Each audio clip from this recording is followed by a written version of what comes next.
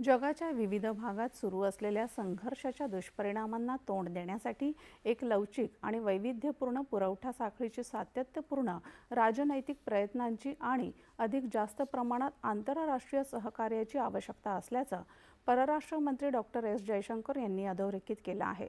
ते काल फिनलँडमध्ये कुल्तारंता संवादात उदयोन्मुख शक्ती आणि नवी भूराजकीय स्पर्धा या विषयावर बोलत होते।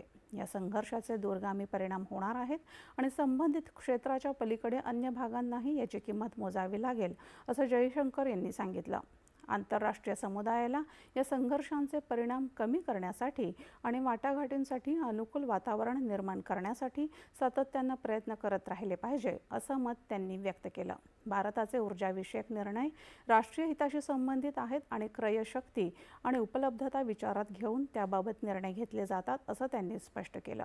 या संवादाच्या पार्श्वभूमीवर जयशंकर यांनी फिनलंडच्या परराष्ट्र मंत्री एलिना वाल्टोनन आणि संयुक्त अरब अमिरातीच्या सहाय्यक परराष्ट्र मंत्री लाना नुसेबेह यांच्याशी देखील चर्चा केली। केंद्रीय वाणिज्य आणि उद्योग